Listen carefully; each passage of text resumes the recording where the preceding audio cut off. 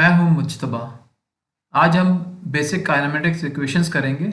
जो हमें जनरली मालूम है कि जो फॉर्मूले हमारे पास होते हैं, एक होता है हमारे पास S is equal to average velocity into time, एक होता है final velocity is equal to initial velocity plus acceleration into time, एक और होता है S is equal to that is a distance V I T initial velocity time plus half a acceleration T square, और एक हमारे पास होता है two extension with distance equal to V square F minus V square I initial velocity, और ये F final velocity. तो हम क्वेश्चन की तरफ मूव करते हैं। A moving train is brought to rest. Brought to rest का मतलब हुआ कि इसकी वी एफ ज़ीरो हो जाएगी विद इन 20 सेकेंड्स।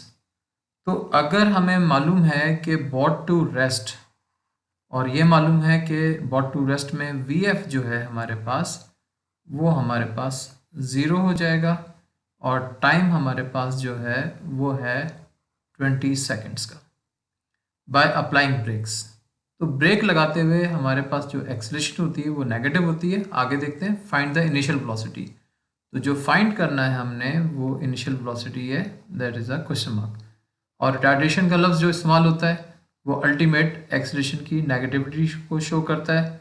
तो -2 मीटर/सेकंड स्क्वायर।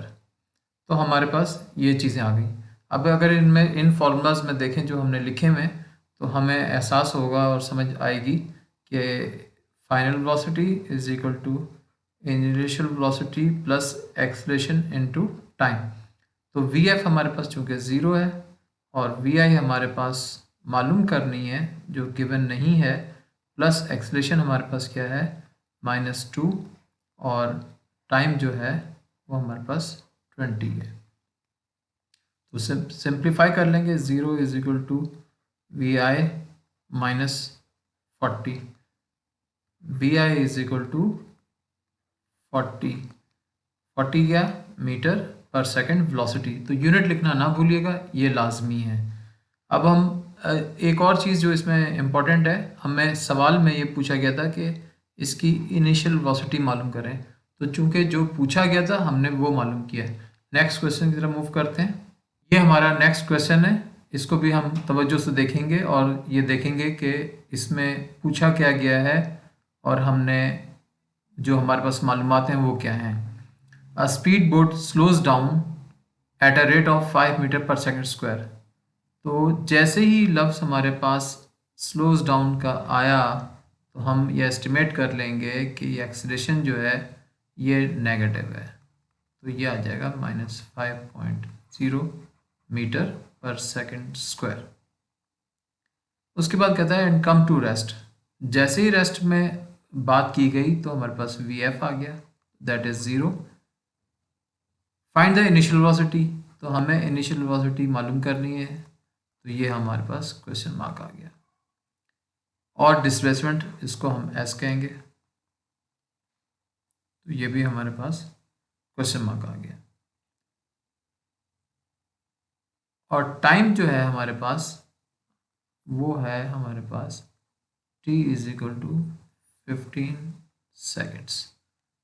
तो अगर हम नोट करें कि हमें वी आई मालूम करना है जो उसने यहाँ पूछा है, जो यहाँ पूछा है वो मालूम करना है, तो हम फॉर्मूला लगाएंगे V F that is the final velocity, V I initial velocity plus acceleration into time. तो वी एफ हमारे पास क्या है, ज़ीरो। वी आई हमें मालूम करना है, एक्सलेशन हमारे पास क्या है -5, और टाइम हमारे पास क्या है 15। तो हमारे पास जो वैल्यू असाइन हो जाएगी V I -75, V I is equal to 75 metre per second. हमें यहाँ पूछा गया था कि ये इनिशियल वेलोसिटी क्या है।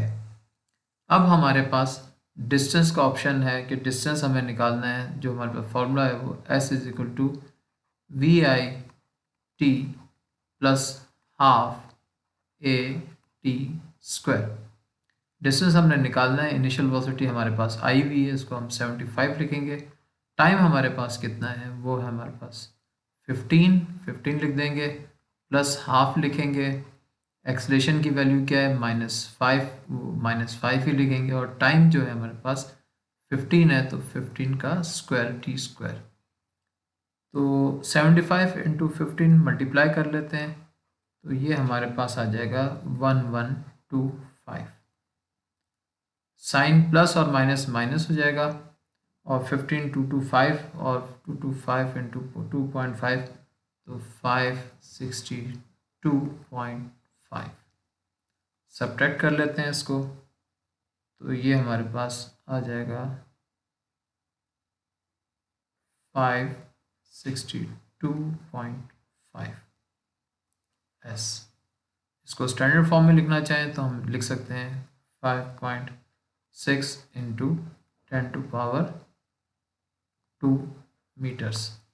ये हमारे पास एक आंसर ये आ गया, जो हमने डिस्टेंस निकालना था, और जो वेलोसिटी निकालनी थी इनिशियली वो हमारे पास आ गई। एक चीज़ का ख्याल रखिएगा, चूंकि उसने ये सवाल में पूछा था इनिशियल वेलोसिटी को, तो हमने ये बताया है।